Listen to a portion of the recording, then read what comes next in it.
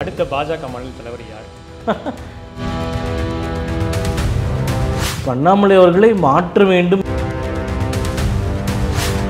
எதிர்க்கட்சிகள் உங்கள் மேலே வைக்கக்கூடிய விமர்சனம் என்னவா இருக்குதுன்னா, இடி இந்த மாதிரியான அமைப்புகளை கையில் வச்சுக்கிட்டு எதிர்க்கட்சிகளை மிரட்டுறீங்க அப்படிங்கிற ஒரு விஷயத்தை தான் முன்வைக்கிறாங்க. ஒரு தவறு நடந்திருக்கு, ஒரு ஊழல் நடந்திருக்கு, ஊழலுக்கான முகாந்திரம் இருந்தால் தான் முதல்ல இடி ரெய்டே போக முடியும். எதுவுமே இல்லாமல் போகிறது வாய்ப்பே கிடையாது. அதுக்கு ஒரு விஷயம் நடக்குதுன்னா அது கிட்டத்தட்ட 2-3 மாதங்கள் அதை ஃபாலோ பண்ணி அதோட சோர்ஸ் எடுத்து அவர்களுடைய நடவடிக்கைகள்லாம் பார்த்துட்டு அப்புறமா தான் நடவடிக்கை எடுப்பாங்க. நான் ஒன்று கேட்குறேன், இவங்க எங்ககிட்ட இவ்வளோ கேள்வி கேட்குறாங்களே. கடந்த 10 ஆண்டு அதிமுக ஆட்சி இருந்தது. இவங்க எவ்வளோ குற்றச்சாட்டுகள் சொன்னாங்க அதிமுக மேலே. அந்த ஊழல் இந்த ஊழல் ஆட்சிக்கு வந்தால் அப்படி பண்ணிடுவோம் இப்படி பண்ணிடுவோன்னு.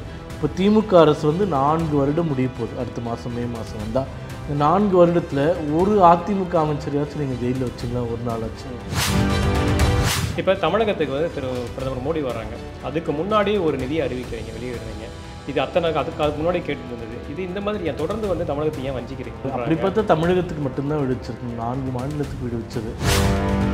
தமிழகத்தில் இருக்கிற இந்த பட்டியல் சமூக மக்களுக்கான அந்த கல்வி நிதி தொடர்ந்து நிறுத்தப்பட்டிருக்குது அப்படிங்கிற ஒரு விமர்சனம் வைக்கப்படுது. எவ்வளோ அபாண்டமான குற்றச்சாட்டு நீங்களே சொல்லுங்கள். இப்போ இந்த சமகிர சிக்ஷா கொடுக்கலன்றாங்க இல்லையா, கல்வி நிதி 2100 கோடி ரூபாய் கொடுக்கலன்றாங்க. கடந்த 3 ஆண்டுகளில் இதே திட்டத்தில் அன்ஸ்பென்ட்டாக எவ்வளோ திருப்பி கொடுத்துருக்காங்கன்னு போய் கேளுங்க. 350 கோடி திருப்பி அனுப்பியிருக்காங்க. நேற்றைக்கு திரு அண்ணாமலை, திரு சீமான் ஒரே மேடையில் ஏறி இருக்காங்க. இந்த அரசியல் நகர்வுகள் என்னவா இருக்குது? திமுகவை எதிர்க்கணும். அதில் திமுகவை எதிர்க்கிறாங்கன்னா யாரு கூட வேணாலும் போய் கூட்டு சேர்க்கணும். இந்த ஒரு செய்தி 2 நாளைக்கு முன்னாடி தொடர்ந்து பரப்புது. திரு சீமான் அவர்கள் திரு நிர்மலா சீதாராமன் சந்திச்சாங்கன்னு சொல்லிட்டு, அது உண்மையா இல்லையா?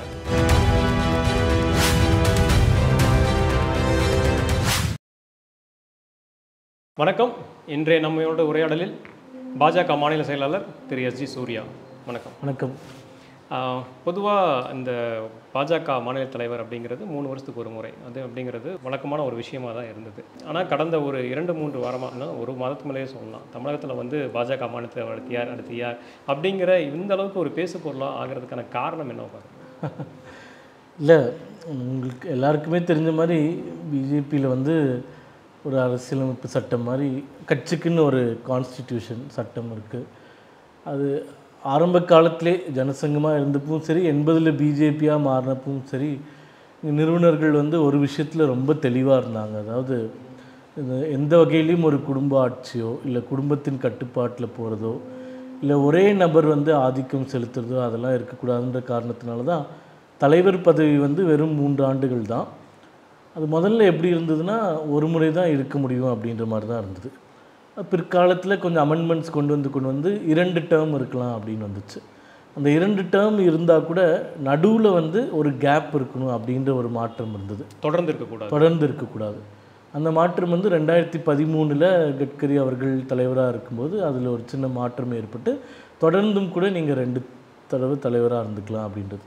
இப்போ இந்த தலைவராக இருக்கிறது என்ன தலைவர்னு கேள்வி கேட்டிங்கன்னா, தேசிய தலைவர்லேருந்து மாநில தலைவர், மாவட்ட தலைவர், பகுதி தலைவர், மண்டல தலைவர்னு எங்கள் கட்சியில் சொன்னோம். இந்த 4 பேருக்கு தான் இந்த விதிமுறைகள் இருந்தது. ஏன்னா இந்த கட்சி கட்டமைப்புப்படி அந்தந்த பகுதிகளுக்கு அந்த தலைவர்கள் தான் சுப்ரீம் அத்தாரிட்டி, அவர்களுக்கு கீழே தான் எல்லாமே. இப்போ தமிழகத்தில் எல்லா டேர்முமே ஷார்ட்டாக முடிஞ்சது. உதாரணமாக இப்போ பொன் ராதாகிருஷ்ணன் அவர்கள் 2009ல் தலைவராக நியமிக்கப்பட்டார். முதல் முழு டேர்ம் 3 வருஷம் முடிச்சிட்டார், 12.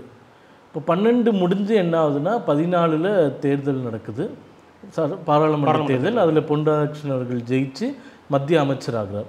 எங்கள் கட்சியில் தான் இன்னொரு விதியும் இருக்குது, 2 பதவிகளை ஒரு நபர் வகிக்க முடியாது. நீங்கள் அமைச்சரானீங்கன்னா மாநில தலைவராக இருக்க முடியாது, மாநில தலைவர் இருந்தால் அமைச்சராக இருக்க முடியாது. இந்த மாதிரி நிறைய கட்டுப்பாடுகள் கொண்ட ஒரு இயக்கம்.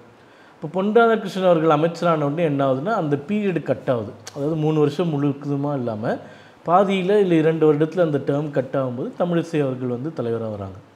இப்போ அவங்க வரும்போது என்ன ஆகுதுன்னா ரெசிடியூவலாக பொன்னார் அவர்கள் விட்டு சென்ற அந்த 1.5 ஆண்டுகள், அது போக ஒரு 3 ஆண்டு, மொத்தமாகவே 4.5 ஆண்டுகள் தான். 6 ஆண்டு இருக்க வேண்டிய பதவி, ஆனால் 4.5 ஆண்டுகள் தான் அவரால் இருக்க முடிஞ்சது.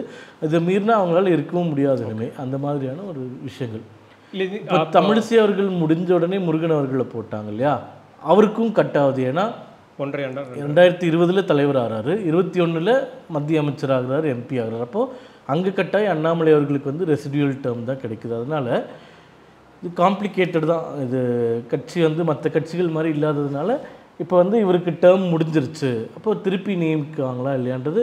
இப்போ அண்ணாமலை அவர்களை மாற்ற வேண்டும் அப்படின்ற எந்த எண்ணமும் கட்சிக்கெலாம் கிடையாது. இப்போது இந்தியா முழுக்க 33 மாநிலங்கள் யூனியன் பிரதேசங்களை சேர்த்து தலைவர்கள் புதிதாக நியமிக்கப்பட வேண்டும். பிஜேபி கான்ஸ்டியூஷனில் இருக்குது. ஓகே, புரியுதுங்களா? தேசிய தலைவர் மாற்றணும், மாநில தலைவர்கள் மாற்றணும், கீழே மாற்றணும் எல்லாம். பட் இங்கே எப்படி வரும்னா கீழேருந்து வரும். கிளை தலைவர்கள் மாற்றப்பட்டு ஆயிடுச்சு, மாவட்ட தலைவர்கள் எல்லா மாநிலங்களையும் மாற்றப்பட்டு ஆயிடுச்சு, அடுத்து மாநில தலைவர்கள், அப்புறம் தேசிய தலைவர். இந்த ஒரு சிஸ்டமேட்டிக்காக போகிறது தான். அதனால் இப்போ தேசிய தலைமை வந்து முடிவு பண்ணும் இவருடைய பீரியட் முடிஞ்சிருச்சு, இப்போ அடுத்து வந்து இவர் மாநில தலைவராக இருப்பாரா, இல்லை இதோட ப்ரொமோஷன் கொடுக்கணுமா, வேறு பொறுப்புக்கு யூஸ் பண்ணுமா, அதெல்லாம் வந்து முழுக்க மத்திய பாராளுமன்ற குழு, அதாவது பார்லிமெண்ட்ரி போர்டினுடைய டிஸ்கிரிஷனரி பவர். அதில் வந்து கருத்து சொல்வதற்கு அதற்கு கீழே இருக்கக்கூடியவர்களுக்கு எந்த நிச்சயமாக அவர்களுடைய விருப்பத்தை ஆசையை தெரிவிப்பதில் எந்த விஷயமும் மாற்று கருத்து கிடையாது. ஆனால் ஒரு டிசிப்ளின்டு பார்ட்டின்றதுனால தலைமை வந்து எந்த முடிவு எடுத்தாலும் நிச்சயமாக கட்சி நலனுக்காக தான் எடுக்கும் அப்படின்னு நம்பிக்கை எல்லாருக்குமே இருக்குது. அது கட்டுப்பட்டு தான் நடப்போம். அதனால் இப்போ அதிகமாக பேசப்படுறதுக்கு காரணம் என்னென்னா கடந்த 3-4 ஆண்டுகளில் தான் கட்சி வந்து மிக அதிகமாக வளர்ந்துருக்குன்றது நீங்கள் பார்க்குறீங்க. பாராளுமன்ற தேர்தலில் 11% தன்னிச்சையாகவும் கூட்டணியாக 18%. முதல் முறையாக பிஜேபி தலைமையில் இவ்வளோ ஒரு வலிமையான கூட்டணி. இது எல்லாத்தையும் தாண்டி கடந்த 4 ஆண்டுகளில் எதிர்க்கட்சியாக இங்கே யார் செயல்பட்டாங்கன்னு நீங்கள் கேள்வி கேட்டிங்கன்னா அண்ணாமலை அவர்கள் பேர் தான் முதல்ல வரும். அந்த அளவுக்கு எல்லா விஷயம், ஆவின் ஊழலாகட்டும், கைத்தறி அமைச்சகத்தின் மூலமாக பொங்கலுக்கு கொடுக்க வேண்டிய வேஷ்டி சட்டையில் நடந்த ஊழலாகட்டும், எல்லா விஷயங்களையும் முந்திக்கிட்டு முதல் ஆளாக எக்ஸ்போஸ் பண்ணுறது மட்டும் இல்லாமல் பல விஷயங்களை ஊழலை தடுக்கிறதையும் அவர் பங்கு இருக்கு. இல்லை, அப்படி பண்ணலன்னு தான் சொல்கிறாங்க. ஏன்னா ஒரு இது பண்ணுறாரு, ஸ்டார்டிங் முன்முயற்சி எடுக்கிறாங்க, வெளியிடுறாங்க, ஊழல் வந்துருச்சு எல்லாமே சொல்கிறாங்க. ஆனால் அதுக்கான தீர்வு அப்படிங்கிறது ஒன்று இருக்குது, அதுக்கு நோக்கி போக மாட்டேங்கிறீங்க. இப்போ இது இந்த கேள்வி சேர்த்து எடுத்துங்க. இப்போ இடி ரைடுன்னு சொல்கிறீங்க. அடுத்து தொடர்ந்து தமிழகத்தில் இருக்க பல அமைச்சர்கள் மேலே இடி ரைடு வந்து முன்னாள் அமைச்சர்கள் மேலே வந்தது. அதேமாரி நீங்கள் ஆட்சிக்கு வந்த பிறகு தான் வந்து இந்தியாவிலே அதிகமாக இந்தமாரி ரைடுகள் அந்தமாரி தொடர்ந்து சொல்கிறாங்க. எதிர்க்கட்சிகள் உங்கள் மேலே வைக்கக்கூடிய விமர்சனம் என்னவா இருக்குதுன்னா, இடி இந்த மாதிரியான அமைப்புகளை கையில் வச்சுக்கிட்டு எதிர்க்கட்சிகளை மிரட்டுறீங்க அப்படிங்கிற ஒரு விஷயத்தை தான் முன்வைக்கிறாங்க. ஸோ அப்படி பார்க்கும்போது இதனோட இதுன்னு பார்த்தீங்கன்னா ஒரே ஒரு வழக்குக்கு மட்டும்தான், ஒரே ஒரு இதுக்கு மட்டும்தான் தீர்ப்பு கிடைச்சிருக்கு, தண்டனை குற்றவாளி நிரூபிக்கப்பட்டிருக்குது. ஸோ அப்படி போயிட்டு இருக்கும்போது இது எல்லாமே மிரட்டலுக்கானதாக மட்டும்தானே இருக்குது. அதாவது அண்ணாமலை அவர்கள் எடுத்துக்கொண்டாலும் கூட, அதாவது எதுவுமே நீங்கள் நடவடிக்கை எடுக்கலைன்னா இங்கே இருக்கிற ஒரு பவர்ஃபுல் அமைச்சர் செந்தில் பாலாஜி அவர் வந்து கிட்டத்தட்ட 1 வருடத்திற்கு மேலே சிறையில் இருந்தார். இப்போதான் ஜாமீன் கைதியாக தானே இருந்தார். இப்போ இடி வழக்குகள் நீங்கள் கேட்ட தரவுப்படி பார்த்தீங்கன்னா கடந்த 10 ஆண்டுகளில் 1530 வழக்குகள் ரைடு நடந்து வழக்குகள் பதிவு பண்ணப்பட்டிருக்கு. அதில் 40 வழக்குகளுக்கு தான் தீர்வு கிடச்சிருக்கு, இன்னும் பெண்டிங்கில் இருக்குன்றது நானும் ஒத்துக்கிறேன். ஆனால் இந்த ப்ராப்பர்ட்டிஸ் அட்டாச்சுடுன்னு ஒரு விஷயம் இருக்குது. அதாவது இப்போ வந்து ஒரு தவறு நடந்திருக்கு, ஒரு ஊழல் நடந்திருக்கு, ஊழலுக்கான முகாந்திரம் இருந்தால் தான் முதல்ல இடி ரைடே போக முடியும். எதுவுமே இல்லாமல் போகிறது வாய்ப்பே கிடையாது. அதுக்கு வந்து ஒரு விஷயம் நடக்குதுன்னா அது கிட்டத்தட்ட 2-3 மாதங்கள் அதை ஃபாலோ பண்ணி அதோட சோர்ஸ் எடுத்து அவர்களுடைய நடவடிக்கைகள்லாம் பார்த்துட்டு அப்புறமா தான் நடவடிக்கை எடுப்பாங்க. இப்போ இந்த 10 ஆண்டுகளில் 2 ஆட்சி நம்ம உதாரணம் வச்சுக்கலாம். காங்கிரஸ் 10 ஆண்டு, பிஜேபி 10 ஆண்டுன்னு எடுத்துட்டிங்கன்னா கடந்த 10 ஆண்டுகளில் அட்டாச் செய்யப்பட்ட, அதாவது பறிமுதல் செய்யப்பட்ட சொத்துக்களினுடைய மதிப்பு வந்து 7000 கோடி ரூபாய். ஆனால் இந்த 10 ஆண்டுகளில் 1,45,837 கோடி ரூபாய் இவ்வளோ சொத்துகள் முடக்கப்பட்டிருக்கு. ஓகே, முடக்கப்பட்டு ஏலம் விடப்பட்டது பார்த்திங்கன்னா 8000 கோடி ரூபாய்க்கான சொத்துகள். இப்போ முடக்கத்தில் இருக்கிறது 1,45,000 கோடி. நடவடிக்கைகள்லாம் இந்த மாதிரியான நடவடிக்கை இல்லை. இப்போ வந்து உதாரணமாக ஜெயலலிதா அவர்களுடைய வழக்கு நீங்கள் எடுத்துக்கிட்டிங்கன்னா திமுக ஆட்சி வந்த உடனே போட்டாங்க 96. ஆனால் தீர்ப்பு வந்தது வந்து 2018. இப்போது அதற்கு நடுவில் திமுக 10 வருடம் ஆட்சியிலையும் இருந்தாங்க. அப்போ நம்ம கேட்கலாம் இல்லையா, நீங்கள் அந்த தீர்ப்பு ஏன் 96 வாங்கலை, 97 வாங்கலை? இந்தியாவினுடைய சட்ட நடவடிக்கை அப்படி இருக்குது. இப்போ செந்தில் பாலாஜி அவர்கள் மேலேயே எவ்வளோ வாய்தா வாங்கினார். இப்போ வந்து 1000 பேர் வந்து லஞ்சம் கொடுத்து வேலை வாங்க முற்படுறாங்க. அப்போ அவர்கள் பாதிக்கப்பட்டவர்கள். இந்த 1000 பேரை குற்றவாளியாக மாற்றி இப்போ வழக்கு திசை திருப்பிட்டாங்க. இப்போ இந்த 1000 பேரை விசாரித்து அவங்கக்கிட்ட ஸ்டேட்மெண்ட் எடுத்து அவர்கள்கிட்ட விட்னஸ் பாக்ஸில் கொண்டு வந்து இது முடியறதுக்கே 100-150 வருஷம் ஆகிடும். அப்போது சட்டத்தில் பல லூப் ஹோல்ஸ் இருக்குது. அதை பயன்படுத்தி எல்லாருமே வந்து வாய்தா வாங்குறதுலேருந்து அப்பியர் ஆகிறதுல எக்ஸம்ஷன் வாங்குறதுலேருந்து எல்லா வகையிலையும் சட்டத்தை நீங்கள் பயன்படுத்தும் போது தீர்வு காண்பது கொஞ்சம் கஷ்டமாக தான் இருக்கும். ஆனால் தீர்வே கிடைக்காதான்னு கேட்டிங்கன்னா நிச்சயமாக கிடையாது. அப்போ 40 வழக்குகளில் தீர்ப்பு வந்திருக்கிறதுக்கான வாய்ப்புகள் இல்லை. நிச்சயமாக இடி ஆகட்டும், மத்திய அரசாங்கமாகட்டும், நிதியமைச்சருமாகட்டும், அவங்க வந்து ஊழல் முறைகேடாக வரக்கூடிய பணத்தை ஒழிப்பதற்கான எவ்வளோ முயற்சிகள் எடுக்கணுமோ அவங்க முயற்சி செஞ்சுட்டு தான் இருக்காங்க. இது என்னவா இருக்குதுன்னா, நிறைய உங்களை எதிர்க்கிறது, உங்களை ஃபைட் பண்ணுற அந்த மாதிரியான ஒரு கட்சி சார்ந்த அமைச்சர்கள் மேல் மட்டும் தான் சொல்கிறேன். நம்ம என்ன சொல்கிறோம், இப்போ பிஜேபிக்காரங்க ஊழல் பண்ணுறாங்க, இல்லை இங்கே பணம் வச்சுருக்காங்க, இங்கே திருடி இருக்காங்க அப்படின்ற எந்த முகாந்திரம் இருந்தாலும் எதிர்க்கட்சியை சார்ந்த யாராக இருந்தாலும் இடி அப்ரோச் பண்ணலாம். சரி, இடி மேலே உங்களுக்கு நம்பிக்கை இல்லைன்னா உங்களுக்கு ஐபிசி செக்ஷன் பிரகாரமே இல்லை இப்போ புதுசாக வந்திருக்கக்கூடிய சட்டங்கள் பிரகாரமே யார் வேணாலும் நீதிமன்றத்தை அணுகி இங்கே ஊழலுக்கான முகாந்திரம் இருக்கின்றது, இங்கே ரெய்டு விட வேண்டும் என்று நீங்கள் ஒரு பெட்டிஷன் போட்டிங்கன்னா தாராளமாக பண்ணலாம். சரி, நீங்கள் ரெய்டு தான் விட வேண்டாம், ஒரு பேர் சொல்லி இப்போ மத்திய அமைச்சர் ஒருத்தர் இருக்கார், இவர் ஊழல் செஞ்சுருக்காரு, இல்லை பிஜேபி 20 மாநிலங்களில் ஆட்சி செய்து 20 மாநிலங்களில் ஏதோ ஒரு பேர் சொல்லி இவர் இந்த விஷயத்துக்கு ஊழல் பணம் வாங்கியிருக்காரு, இது நீங்கள் ரெய்டு பண்ணுங்கள் கண்டுபிடிங்க அப்படின்னு ஒன்றாச்சும் சொல்லியிருக்காங்களா? பொதுவாக என்ன சொல்லுவாங்க, அதானி கொடுத்துட்டாரு, அம்பானி கொடுத்துட்டாருன்னு சொல்லுவாங்களே தவிர பின் பாயிண்டடாக அப்படிங்கிற சொல்கிறது ஊழல் பிஜேபி பண்ணுறாங்கன்ற. இப்போ நாங்கள் சொல்கிறோம் இல்லையா, டாஸ்மாகில் ஊழல் நடக்குது, இபியில் ஊழல் நடக்குதுன்னு பின் பாயிண்டடாக சொல்கிறோம், டிஎம்கே ஃபைல்ஸ்ன்னு வெளியிடுறோம், அதில் எங்கெங்கே பிரச்சனை பண்ணியிருக்கீங்கன்னு சொல்கிறோம். அதாவது தீபாவளி ஸ்வீட் வாங்குறது ஆவினுக்கு தராமல் தனியார் நிறுவனத்துக்கு தரப்போகிறீங்கன்னு நாங்கள் காஷன் பண்ணுறோம். உடனே ஆவினுக்கு அந்த டெண்டரை போட்டு நீங்கள் வந்து அப்ரூவ் பண்ணுறீங்க. இந்த மாதிரி நாங்கள் சொல்கிற மாதிரி ஒரு ஊழல் 10 ஆண்டுகளில் மோடி அவர்களோட அமைச்சரவையில் ரஃபேல்னு சொல்லிட்டு இருந்தாங்க. ரஃபேல் உச்சநீதிமன்றமே முழுவதுமாக ஏற்றுக்கொண்டு இதில் எந்த ஊழல் முகாந்திரமும் இல்லைன்னு சொல்லிட்டாங்க. அப்போ நீங்கள் எதில் ஊழல் பண்ணுறாங்க, ஊழல் பண்ணுறாங்கன்னு சொன்னீங்கன்னா எதில் பண்ணுறாங்க, யார் பண்ணுறாங்கன்னு நீங்கள் வந்து நீதிமன்றத்துக்கு கூட போய் ப்ரூவ் பண்ண வேண்டாம். அவங்கள வந்து நீங்கள் வந்து கேரக்டர் அசாசினேட் பண்ணுறது கூட உங்களால் ஒரு பேர் கூட சொல்ல முடியலன்னா அப்போ இந்த ஆட்சி வந்து மிக ஊழல் இல்லாமல் ஊழல் கரைப்படியாமல் நடந்துட்டுருக்குன்னு தான் நம்ம எடுத்துக்க முடியும். அதனால் ஊழல் விஷயங்களில் தீர்ப்பு வாங்குவதற்கு நிச்சயமாக காலம் ஆகும். அதே சமயத்தில் நீங்கள் பிஜேபி 6 மேலேயும் நீங்கள் ரைடு போகலையான்னு கேட்டிங்கன்னா பிஜேபியில் போனவங்க 10 பேர் சொல்ல முடியும். குஜராத்லேயே ஆகட்டும், மத்திய பிரதேசத்தில் எங்கள் அமைச்சராக இருந்தவர் இப்போ எம்எல்ஏவாக இருக்கார், அவர் வீட்டில் இந்த மாதிரி இடி ரைடு போய் அவர் வந்து நீதிமன்றத்துக்கு பழந்துட்டுருக்காரு, பிஜேபியை சார்ந்தவர் தான். ஸோ அதனால் பாரபட்சம் இல்லாமல் நடவடிக்கை கிடையாது. பிவிஎஸ் சர்மான்னு ஒன்றே சொல்லுவாங்க, ஒரு பேராக சொல்ல முடியும். பிவிஎஸ் சர்மான்னு சொல்லிட்டு குஜராத்தில் பிஜேபியில் மிக மூத்த தலைவர், அவர் மேலே ரைடு போயிருக்கு. வசுந்தரா ராஜே எங்களுடைய மிக மிக முக்கியமான தலைவர், அவங்க 10 ஆண்டு காலம் முதலமைச்சராக இருந்தார். அவர்களுடைய மகன் வீட்டில் இடி ரைடு நடந்தது, அதில் வந்து பிடிச்சிருக்காங்க, அவங்க நீதிமன்றத்துக்கு போயிட்டுருக்காங்க. அதனால் இது வந்து பொதுவாக சொல்லக்கூடிய ஒரு குற்றச்சாட்டு தான். ஆனால் முகாந்திரம் இல்லாத குற்றச்சாட்டுகள் இந்தியாவில் எந்த ஊழல் வழக்குனாலும் தண்டனை வாங்குவதற்கு நிச்சயமாக காலம் எடுக்கும். இப்போ தமிழகத்துக்கு வந்து பிரதமர் மோடி வராங்க, அதுக்கு முன்னாடி ஒரு நிதியை அறிவிக்கிறீங்க, வெளியிடுறீங்க, இது அதுக்கு முன்னாடி கேட்டுட்டு இருந்தது. இது இந்த மாதிரி தொடர்ந்து வந்து தமிழகத்தை ஏன் வஞ்சிக்கிறீங்க? எந்த அறிவிக்க சொல்லுங்க? இந்த பேரிடர் நிதி வந்து கரெக்டாக பிரதமர் வரதுக்கு முன்னாடி வந்து பண்ணுறாங்க. அப்படி பார்த்தா தமிழகத்துக்கு மட்டும்தான் விடுவிச்சிருக்கு, 4 மாநிலத்துக்கு விடுவிச்சது. அதாவது இவங்க நிதி கொடுக்கலன்னு முதல்வரும் நேற்று பேசினார்னா பல இடங்களில் நாங்கள் சொல்லிட்டோம்.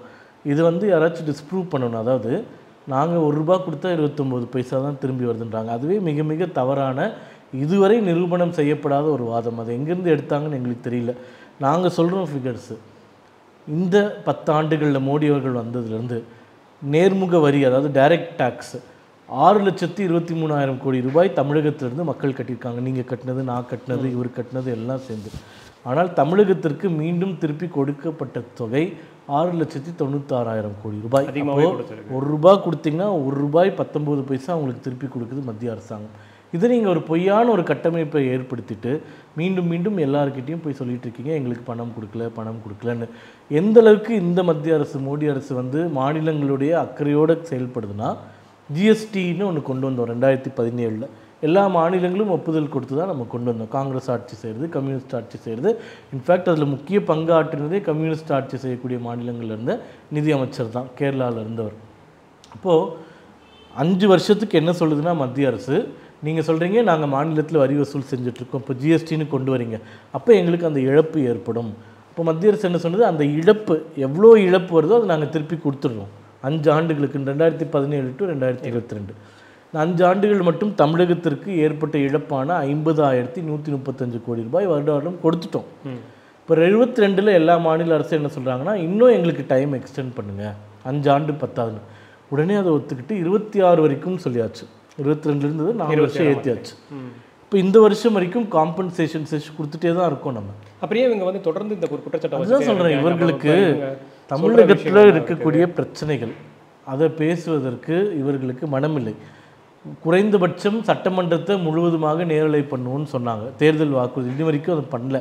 பண்ணியிருந்தாங்கன்னா எங்கள் சட்டமன்ற உறுப்பினர்கள், பிஜேபியை சார்ந்தவர்கள், அதிமுகவை சார்ந்தவர்கள் சட்டமன்றத்தில் தமிழகத்தில் என்ன பிரச்சனைன்னு பேசுகிறதாச்சும் மக்களுக்கு புரியும்.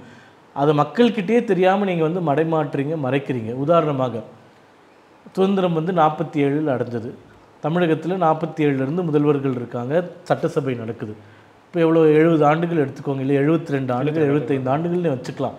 75 ஆண்டு கால வரலாற்றில் சட்டசபை நடக்கும்போது அந்த காலகட்டத்தில் 60 கொலைகள் என்னைக்காச்சும் நடந்து நீங்கள் பார்த்துருக்கீங்களா? அரசியல் கொலைகள். இதில் வந்து தனிப்பட்ட பிரச்சனைகள், இவன் சொத்தை அவன் வாங்கிட்டு அந்த கொலைகள்லாம் கணக்கிலே வரல. அது எடுத்திங்கன்னா 300 400 போது. 60 கொலைகள் வெறும் அரசியல் கொலைகள். சட்டமன்றம், சட்டப்பேரவை, பட்ஜெட் கூட்டத்தொடர் ஆரம்பித்த காலத்திலேருந்து இன்றைக்கு வரைக்கும் 60 கொலைகள். முதலமைச்சர் சட்டமன்றத்தில் பேசுகிறாரு, சட்டம் ஒழுங்கு ரொம்ப பிரமாதமாக இருக்குது, இவங்கெல்லாம் வந்து ஆட்சி மேலே இருக்கக்கூடிய பொறாமையில் பேசுகிறாங்க அப்படின்னு சட்டசபையில் பேசுகிறாரு. பேசி முடித்து அடுத்து 24 நாட்களில் 24 மணி நேரத்தில் 8 அரசியல் கொலைகள். மதுரையில் பட்டப்பகலில், சென்னையில் பட்டப்பகலில். அப்போ குறைந்தபட்சம் சட்டப்பேரவை நடக்கும்போதாச்சும் சட்டம் ஒழுங்கு மிக சிறப்பாக இருந்தது அப்படின்ற ஒரு ரெக்கார்டை கூட இந்த அரசாங்கத்தினால பேணி காக்க முடியலன்னா அப்போ தமிழ்நாடு எவ்வளோ மோசமாக போயிட்டுருக்குன்னு நீங்கள் பாருங்கள்.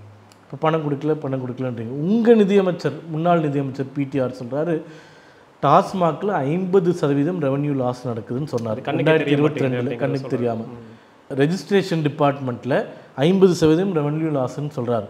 இப்போ 50%னா என்ன ஃபிகர்னு நீங்கள் பார்க்கணும். டாஸ்மாகில் கடந்த ஆண்டு வருமானம் மட்டும் 68,000 கோடி ரூபாய், ரெவன்யூ டிபார்ட்மெண்ட்டில் 1 லட்சம் கோடி ரூபாய். ரெண்டுக்குமே 50-50%ன்னு நாங்கள் சொல்லலை. உங்கள் பிடிஆர் சொன்ன கூட்டு எடுத்துட்டிங்கன்னா அதில் ஒரு 34,000 கோடி, இதில் ஒரு 50,000 கோடி.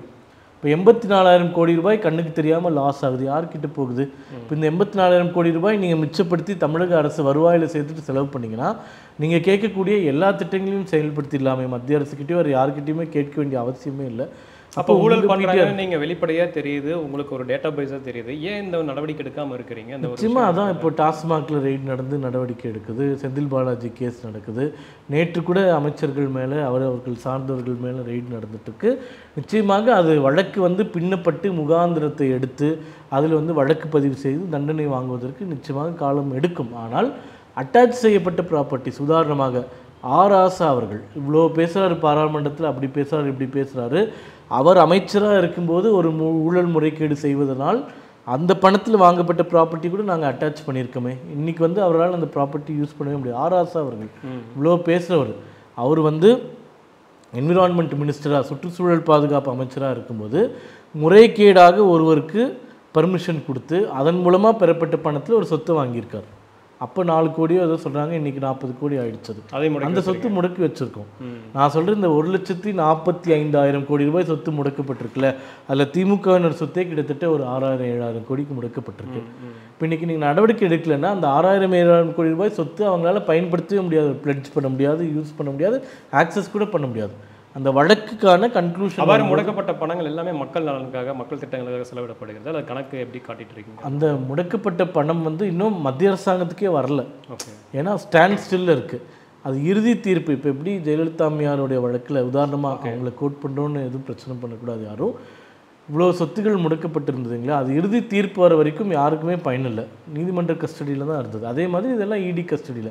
அதே மாதிரி சசிகலா அவர்களுடைய சொத்து, எவ்வளோ சொத்துகள் முடக்கப்பட்டு இன்றைக்கு வரைக்கும் அது அட்டாச்சு ப்ராப்பர்ட்டி தான். அந்த வழக்கில் இறுதி தீர்ப்பு வர வரைக்கும் அந்த ஸ்டேட்டஸ் அப்படியே தான் இருக்கும். அதனால் இவர்கள் நினைக்கிற மாதிரி இப்போ நான் ஒன்று கேட்குறேன், இவங்க எங்ககிட்ட இவ்வளோ கேள்வி கேட்குறாங்கல்ல.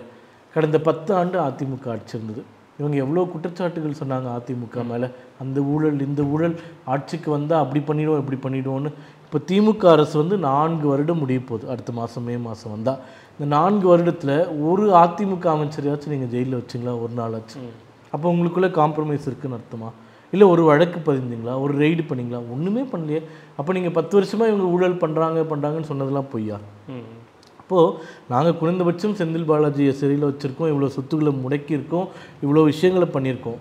ஆனால் நாங்கள் வந்து பி டீம்னு சொல்கிறீங்க, ஆனால் திமுக அதிமுக தான் பிரதான எதிரிகள்னு சொல்கிறீங்க. அப்போ நீங்கள் ஆட்சிக்கு வந்தீங்கன்னா நீங்கள் ஊழல் சொன்ன எல்லார் மேலேயும் நடவடிக்கை எடுத்துக்கிட்டோமே, குறைந்தபட்சம் அதிகமாக வேண்டாம், ஒரு நாள் கைது பண்ணி ஒரு முன்னாள் அமைச்சர் நீங்கள் உட்கார வைக்க முடிஞ்சதா?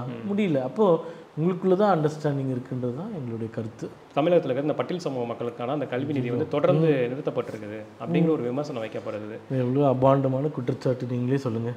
கம்யூனிஸ்ட் கட்சி ஒரு வருஷத்துக்கு முன்னாடி ஒரு போராட்டம் அறிவித்தாங்க. எதுக்குன்னா, மத்திய அரசிலிருந்து பட்டியல் சமூகத்தினரான முன்னேற்றத்திற்கான வந்த நிதியில் 13,000 கோடி ரூபாய் கடந்த 7 ஆண்டுகளில், திமுக ஆட்சிக்கு வந்த உடனே 4,000 கோடி ரூபாய், அதாவது பட்டியல் சமுதாயத்தை முன்னேற்றுவதற்குன்னு வருஷம் கொடுக்கக்கூடிய பட்ஜெட்டு செலவு செய்யாமல் அன்ஸ்பென்ட்டாக திருப்பி மத்திய அரசுக்கே கொடுத்துருக்காங்க. இப்போ இந்த கம்யூனிஸ்ட் கட்சி இந்த பிரச்சனையை எழுப்பியவுடன் என்ன ஆகுதுன்னா, முதலமைச்சர் ஸ்டாலின் கவனத்திற்கு கொண்டு செல்லப்பட்டு ஆட்சியர்கள் தலைமையில் ஒரு குழு அமைக்கிறாங்க.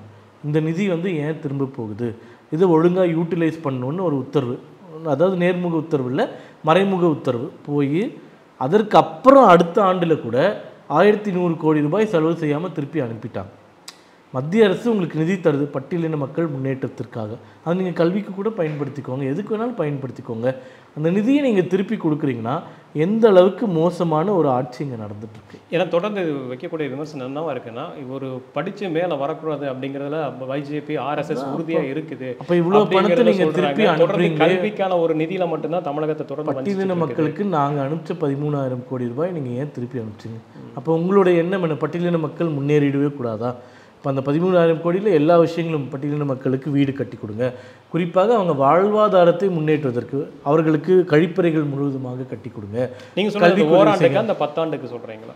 இந்த 4 ஆண்டுகள் நீங்கள் எடுத்துக்கிட்டீங்கன்னா கூட திமுக ஆட்சிக்கு வந்ததுலேருந்தே 4,000 கோடி ரூபாய் செலவு செய்யாமல் திருப்பி அனுப்பப்பட்டிருக்கு. 4,000 கோடி ரூபாய். நீங்கள் அந்த 4,000 கோடி ரூபாயில் எவ்வளோ பேரை படிக்க வச்சுருக்கலாம் பட்டியல் சமூகத்தை சார்ந்தவர்கள். அதனால் உங்கள் இன்னெஃபிஷியன்ஸை முதல்ல நீங்கள் அட்ரஸ் பண்ணுங்கள். மத்திய அரசு வந்து திட்டம் ரீதியாக ஒவ்வொரு ஆண்டும் ஒவ்வொரு மாதிரி மாற்றி மாற்றி திட்டங்கள் வருது போகுது. உங்கள் டிஸ்பென்சேஷனில் இருக்கிறத நீங்கள் எப்படி பயன்படுத்துனீங்க? உங்கள் லீக்கேஜஸ் பிடிஆர் சொன்னதை நீங்கள் இன்னும் சரிப்படுத்தலை. கனிம வளங்களில் 10,000 கோடி ரூபாய் ஊழல் நடக்குதுன்னு பிடிஆரே சொல்கிறாரு. தமிழ்நாடு மாதிரி கனிம வளங்கள் நிறைந்த மாநிலம் ஒரு மாநிலம் கூட இல்லை. ஆனால் கனிம வளத்தினால் எனக்கு 700 கோடி ரூபாய் தான் வருமானம் வந்திருக்கு இயர்லி. இது 10,000 கோடி ரூபாய் இருக்க வேண்டும்னு பிடிஆர் சொல்கிறார். அதை நீங்கள் நிவர்த்தி செய்கிறதுக்கு 3 ஆண்டுகளில் என்ன நடவடிக்கை எடுத்தீங்க? உங்களுக்கு வந்த நிதியை எவ்வளோ செலவு பண்ணீங்க? இப்போ இந்த சமகிரக சிக்ஷா கொடுக்கலன்றாங்க இல்லையா, கல்வி நிதி 2,100 கோடி ரூபாய் கொடுக்கலன்றாங்க. கடந்த 3 ஆண்டுகளில் இதே திட்டத்தில் அன்ஸ்பென்ட்டாக எவ்வளோ திருப்பி கொடுத்துருக்காங்கன்னு போய் கேளுங்க. 350 கோடி திருப்பி அனுப்பியிருக்காங்க. இப்போ நாங்கள் 2,100 கோடி ரூபாய் கொடுத்தா கூட நீங்கள் ஒரு 300 கோடி திருப்பி அனுப்ப தான் போகிறீங்க. இதை செலவு செய்வதற்கான அந்த ஒரு அட்மினிஸ்ட்ரேட்டிவ் அக்யூமெண்ட் கூட இங்கே இருக்கக்கூடிய யாருக்குமே கிடையாது. இப்போ ஏன் இல்லைன்னு கேட்டுக்கோங்க. தொடர்ந்து இந்த விளம்பர அரசியல், டிவி அரசியல் மட்டும்தான் பண்ணுறாங்க. மக்களுக்கு செய்ய வேண்டியது, அரசாங்க ரீதியாக செய்ய வேண்டியது எதுவுமே செய்கிறதில்ல. டெய்லி ஒரு ஃபோட்டோ, ஒரு போஸ்ட்டு, ஒரு இது, அவ்வளோதான். மக்கள் பிரச்சனைகள் என்னன்றது பார்ப்பதற்கு முதல்வரும் தயாராக இல்லை, அதிகாரிகளும் தயாராக இல்லை. ஏனென்றால் முதல்வருக்கு தேவை ஃபோட்டோ ஷூட் மட்டும்தான். அப்போ அதிகாரிகள் அதை மட்டும் நிவர்த்தி செஞ்சுட்டு ஆக்சுவல் அட்மினிஸ்ட்ரேஷனில் கோட்டை விட்டுடுறாங்க. அதுதான் நடந்துகிட்ருக்கு. இப்போ நீங்கள் மாநில அரசு இந்த மாதிரி குற்றம் சொல்கிறீங்க, ஆனால் மத்திய அரசோட பல திட்டங்கள் வந்து தமிழகத்தில் வந்து அங்கே அது என்ன திட்டம், ஏன்னா முதல்ல வந்து ஹிந்தி பேராக இருக்குன்னு சொல்லிட்டு ஒன்று புறக்கணிச்சிடுறாங்க. அது போக கிராமப்புறத்தில் இருக்கிறவங்களுக்கு உதாரணத்துக்கு எடுத்துக்கிட்டோம்னா, நம்ம அலுவலகத்தில் பார்க்குற ஒரு தம்பியை வந்துட்டு ஒரு கிராமத்துலேருந்து வர்றாரு. அவர் சொல்கிறாரு, சார் இத்தனை வருஷம் அந்த பயிர் கடன் இருக்கிறதுனே தெரியாமல் இருக்குது சார் அப்படிங்கிற ஒரு விஷயத்தை சொல்கிறாரு. வட்டி இல்லாத ஒரு கடன் கொடுக்குறாங்க அப்படின்னு சொல்கிறாரு. ஏன் நீங்கள் வந்துட்டு இந்த மாநில அரசு நீங்கள் குறை சொல்லிட்டே இருக்கீங்க? மத்திய அரசில் இவ்வளோ திட்டங்கள் இருக்குது, அதை நீங்கள் கொண்டு போய் சேர்க்கல. இன்னொன்று, அடுத்து வந்து உங்களோட கட்சியோட சண்டைகள் மட்டுமே தான் அதிகமாக போட்டுகிட்டே இந்த மாதிரி தான் போர்ட்ரேட் பண்ணிருக்கீங்க, யார் மேலே யார் கீழே அப்படிங்கிறத தவிர ஏன் இந்த மாதிரியான ஒரு விஷயங்கள் மக்கள் நலன் சார்ந்த சரி மாநில அரசு தான் அந்த மாதிரி தானே சில விஷயங்கள் வருது. நீங்கள் மத்திய அரசோட திட்டங்கள் அவ்வளோ திட்டங்கள் இருக்குல்ல, அது ஏன் நீங்கள் கொண்டு போய் சேர்க்காமல் இருக்கீங்க? அதாவது ரொம்ப முக்கியமான கேள்வி, எங்கள் கட்சிக்காரங்களே எங்களை அடிக்கடி கேட்கக்கூடிய கேள்வி. இந்த விஷயம் என்னென்னா, 90% மத்திய அரசினுடைய திட்டங்களுடைய இம்ப்ளிமெண்டிங் ஏஜென்சி வந்து ஸ்டேட் கவர்மெண்ட் தான். உதாரணமாக நான் சொல்கிறேன், கழிப்பறை கட்டும் திட்டம், அனைவருக்கும் வீடு திட்டம், இது ரெண்டுமே பிரதமருடைய ரொம்ப பெட் ப்ராஜெக்ட்ஸ்னு எல்லாருக்குமே தெரியும். இது ரொம்ப தீர்க்கமாக இருக்காங்க. ஆனால் இந்த 2 திட்டமே இம்ப்ளிமெண்டிங் ஏஜென்சி ஸ்டேட் கவர்மெண்ட் தான். அப்படின்னா என்னென்னா, இப்போ இந்த ஏரியாவில் 10 வீட்டுக்கு கழிப்பறை வேணும்னா அதை அப்ரூவல் பண்ணுற அத்தாரிட்டி கலெக்டருக்கு தான் இருக்குது. அதே மாதிரி வீடு வேணும்னா அதை அப்ரூவல் பண்ணுற அத்தாரிட்டி கலெக்டருக்கு தான் இருக்குது. அந்த அதிகாரம் இருக்குது, அவங்களுக்கு தான் இருக்குது. நம்மளுடைய நாட்டினுடைய அந்த அரசாங்க நிர்வாக முறையே அப்படி தான் இருக்குது நம்மளுக்கு. அப்போ இதை கொண்டு செல்ல வேண்டிய கடமை மாநில அரசினுடைய கடமை தான். மத்திய அரசுக்கு வந்து ஃபீல்டு ஸ்ட்ரென்த்துன்றது கிடையாது, சுத்தமாக கிடையாது.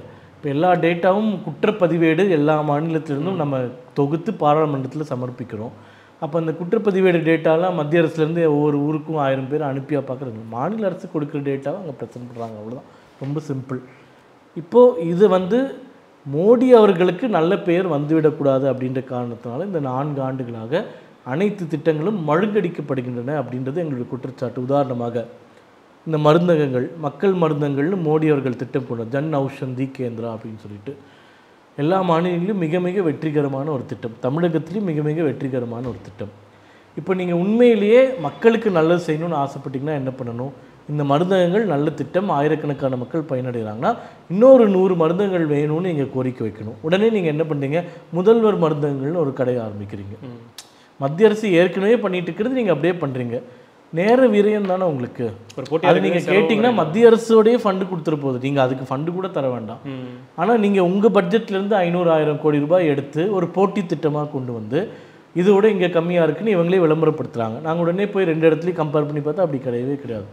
அப்போ யாருக்கான ஆட்சி நடக்குதுங்க? மத்திய அரசு திட்டங்களை எவ்வளோ முடியுமோ அவ்வளோ நம்ம யூட்டிலைஸ் பண்ணிக்க தான் பார்க்கணுமே தவிர சாமர்த்தியமாக அதை விட்டுட்டு அவன் இப்படி பண்ணிட்டான், இப்படி இருக்குது, அப்படி இருக்குது அப்படின்னு குறை சொல்வதில் தான் இந்த ஆட்சி வந்து குறிக்கோளாக இருக்கிறது.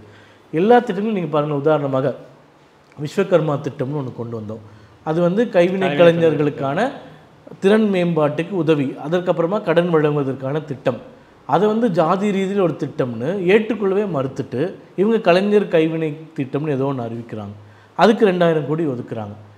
ஏற்கனவே மத்திய அரசு அதை தான் செயல்படுத்துது. அது நீங்கள் டூப்ளிகேட் ஸ்கீம் மாதிரி ஏன் பண்ணுறீங்கன்னா மோடி அவர்களுக்கு பேர் போய்விடக்கூடாது, அது நல்ல திட்டம் அப்படின்னு ஒரு காழ்ப்புணர்ச்சியிலே 4 வருஷமாக நீங்கள் பண்ணுறீங்களே. உங்களுக்கு ஞாபகம் இருக்கான்னு தெரியல, கொரோனா காலகட்டத்தில் இங்கே அதிமுக ஆட்சி மாதிரி திமுக வந்தது. அப்போ அந்த வேக்சின், கொரோனா தடுப்பூசி வந்து மத்திய அரசாங்கம் வாங்கிட்டு இருந்தது. இவங்கனமோ பெரிய இவங்க மாதிரி இவங்க இன்டர்நேஷ்னல் டெண்டர் விட்டாங்க. தமிழ் அரசு நாங்கள் தனியாக வேக்சின் வாங்குவோம். ஒருத்தனாச்சும் டெண்டருக்கு அப்ளையாச்சும் பண்ணானா? பண்ணலை. அப்போது நீங்கள் எல்லாத்துலேயுமே ஒரு வீம்பு, எல்லாத்துலேயுமே நீ பெரியாளா நான் பெரியாளா அப்படின்ற ஒரு போட்டி மனப்பான்மை. அப்படி இருக்கிறதுனால மக்களுக்கு எந்த பிரயோஜனமும் இல்லை. இது வந்து மக்கள் இன்றைக்கி உங்களுக்கு தேர்தலில் வெற்றி கொடுக்கறதுனால மக்கள் அதை அங்கீகரிச்சிட்டாங்கன்னு நினைக்க வேண்டாம். அவங்க மனசுக்குள்ளே அந்த நெருடல்கள், புலம்பல்கள், அந்த கவலைகள் இருக்க தான் செய்யும். வரக்கூடிய தேர்தல் நிச்சயமாக அதுக்கு வந்து பதில் கொடுப்பாங்க. வரக்கூடிய தேர்தல்னு ஒரு இது கொண்டு வந்தீங்க. இப்போ எப்படி கூட்டணி எப்படி போடுறீங்க? ஏன்னா தொடர்ந்து டெல்லியில் முகாமிட்டு இருக்காங்க அதிமுக தலைவர்கள். தொடர்ந்து அடுத்து வந்து கூட்டணி முதல் மிரட்டி இதுதான் கூட்டிட்டு வரீங்க. முதல் கொள்கை வந்து திமுகவை ஆட்சியிலேருந்து அகற்றணும். முதல் கொள்கை. ஏன்னா திமுக தான் எங்களுடைய சித்தாந்த எதிரி. இந்த நாட்டுக்கே ஒரு மோசமான ஒரு சக்தியாக நாங்கள் பார்க்குறோம். அது முதல் அஜெண்டா. அதை நிறைவேற்றுவதற்கு எல்லா வாய்ப்புகளையும் மத்திய தலைமை நிச்சயமாக எடுக்கும். எல்லா கட்சியிலையும் அதான் பண்ணுவாங்க. அதை தாண்டி முடிவுகள் எடுக்கும்போது நம்மளுக்கு ஒத்து வருதா ஒத்து வராததுன்றது போக போக தான் தெரியும். டூ early இப்போ வந்து திமுகவை வீழ்த்தணுன்ற ஒரு 1 லைன் அஜெண்டா நாங்கள் வச்சுருக்கோம். அதுக்கு யாரெல்லாம் ஒத்து வராங்களோ அவங்களோட பேசிகிட்டு இருக்கோம். அது வந்து ஃப்ரூக்டிஃபை ஆகுமா, அது வந்து கூட்டணிகளாக முடியுமா, இல்லை பேச்சுவார்த்தையோடு முடியுமா, அதெல்லாம் இன்னும் டூ early to say. இரண்டாவது, இதை பற்றினா கமெண்ட் பண்ணுறதுக்கும் முடிவு எடுக்கிறதுக்கும் எங்கள் மாநில தலைமைக்கு கூட அதிகாரம் கிடையாது. தேசிய தலைமை தான் தேசிய கட்சிகளில் முடிவு செய்வாங்க. அவங்க நிச்சயமாக நல்ல முடிவாக எடுப்பாங்கன்னு நாங்கள் நம்புகிறோம். ஆனால் ஒரு விஷயத்தில் தெளிவாக இருக்கும், திமுக அடுத்து வரக்கூடியது திமுக ஆட்சியாகவும் இருக்காது. எந்த ஆட்சி வந்தாலும் அது கூட்டணி ஆட்சியாக தான் இருக்கும் அப்படின்றது தெளிவாக. நேற்றைக்கு திரு அண்ணாமலை, திரு சீமான் ஒரே மேடையில் ஏறி இருக்காங்க. இந்த அரசியல் நகர்வுகள் என்னவா இருக்குது? எப்படி புரிஞ்சு ஹெல்த்தியாக இருக்கணும் இல்லையா? வந்து அப்போல்லாம் சொல்லுவாங்க, அதாவது சோனியா காந்தியும் வாஜ்பாயும் எதிர்க்கட்சி தலைவர் பிரதமராக இருக்கும்போது எதிர்க்கட்சி ஆளுங்கட்சிக்கு ஒரு ஆரோக்கியமான ஒரு உறவு இருந்தது அப்படின்னு சொல்லுவாங்க. ஆனால் தமிழகத்தில் அம்மையாரும் கருணாநிதி அவர்களும் இருந்த அந்த கிட்டத்தட்ட 40 ஆண்டு கால அரசியல் காலத்தில் அது மாதிரி இருக்கிறதுக்கான வாய்ப்பு இல்லாமல் போயிடுச்சு. தமிழகத்தில் அதுக்கு முன்னாடி காமராஜர், திரு கலைஞர் அப்போ இருந்தது. அப்புறமா சொல்கிறேன், இவங்க 2 பேரும் வந்ததுக்கப்புறம் சரி நீங்கள் 89லேருந்து எடுத்துக்கோங்க. 89லேருந்து 17 வரைக்கும் பொதுவில் பார்த்துட்டாலே குற்றம்ன்ற மாதிரியான ஒரு உணர்வு இருந்தது. நம்ம 89லேருந்து 17னா அதுவே ஒரு 28 வருஷம் ஆயிடுச்சு.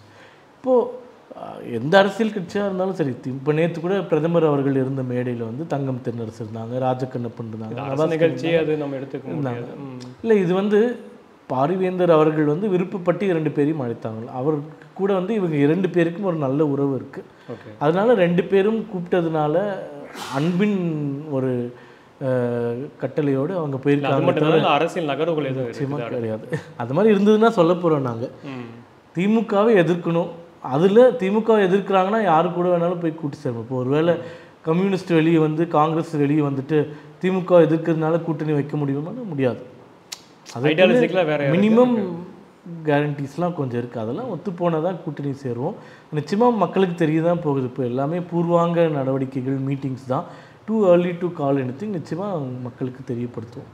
இந்த ஒரு செய்தி 2 நாளைக்கு முன்னாடி தொடர்ந்து பரப்புது. திரு சீமான் அவர்கள் திருமதி நிர்மலா சீதாராமன் சந்திச்சாங்கன்னு சொல்லிட்டு அது உண்மையா இல்லையா? சீமான் அவர்கள் அதை தெளிவுபடுத்திட்டார் இல்லைன்னு சொல்லிட்டு. இதுக்கு மேலே இதில் ஒன்றுமே கிடையாது. இப்போது சீமான் அவர்களை தொடர்பு படுத்துனதுனால சீமான் அவர்கள் பதில் சொன்னார். பிஜேபியை தொடர்பு படுத்திருக்கீங்க. நாங்கள் பிஜேபி சைடில் எதுவுமே சொல்லலை. ஏனென்றால் இந்த மாதிரி கூற்றுகள் நிறைய வந்துக்கிட்டே தான் இருக்குது. நிச்சயமாக அந்த மாதிரி எந்த சந்திப்பும் நடக்கலை. அப்படி நடக்கிறதா இருந்தால் பொதுவில் எல்லாருக்கும் சொல்லிட்டு தான் சந்திக்க போகிறோம். அதாவது இந்த முறை அவர்கள் வந்து ஒரு ஹோட்டலில் தங்கியிருந்தாங்க. எப்பயுமே இந்தியன் பேங்க் கெஸ்ட் ஹவுஸில் தங்குவாங்க. எப்பயுமே அங்கே தான் தங்குவாங்க. இந்த முறை சில காரணங்களுக்காக அங்கே தங்கியிருந்தாங்க. அரசாங்க காரணங்கள் நீங்கள் எடுத்துக்கலாம். ஏன்னா அவங்க உடனடியாக அமெரிக்கா கிளம்பி செல்ல வேண்டிய ஒரு தேவை இருக்குது. கிளம்பி போயிட்டாங்க. 20 நாட்கள் சுற்றுப்பயணம். அதனால் சில காரணங்களுக்காக தங்கியிருந்தாங்க. இப்போ அது வந்து பெரிய ஒரு 7 ஸ்டார் ஹோட்டல். அங்கே எவ்வளவோ அரசியல் கட்சி தலைவர்கள் வருவாங்க போவாங்க. பல்வேறு சந்திப்புகள் இருக்கும். அங்கே வந்து ஒரு அப்பார்ட்மெண்ட்ஸே இருக்குது. அங்கே பல அரசியல் கட்சி தலைவர்கள் வீடே எடுத்திருக்காங்க அந்த ஹோட்டலில். அப்போது எதிர்ச்சியாக தலைவர்கள் வந்திருந்தாங்க. உடனே இவங்க தங்கியிருக்காங்க, இவங்க வராங்க, அப்போ இவங்கள தான் பார்த்தாங்க அப்படின்ற ஒரு புனைவை ஏற்படுத்தியிருக்காங்க. சீமான் அண்ணனே மிக தெளிவாக சொல்லிட்டார், இந்த மாதிரி சந்திப்பு நடக்கலைன்னும். அப்படி நடந்தால் உங்களுக்கு சொல்லாமல் சந்திக்க வேண்டிய அவசியமும் இல்லைன்னு சொல்லிட்டாங்க. அதனால் அந்த விஷயத்தில் இதுக்கு மேலே கருத்து சொல்கிறதுக்கு ஒன்றுமே கிடையாது. அடுத்த பாஜக மாநில தலைவர் யார்? யாருக்குமே தெரியாது. யாருக்குமே தெரியாது. மோடி அவர்களுக்கு கூட தெரியாது. ஏன்னா அந்த கூட்டம் கூடி ஒரு என்ன சொல்கிறது கலெக்டிவ் டெசிஷனாக எடுக்கக்கூடிய ஒரு முடிவு. அதனால் அதை அறிவித்தாதான் தெரியும் நம்மளுக்கு. நன்றி. நன்றி. வணக்கம்.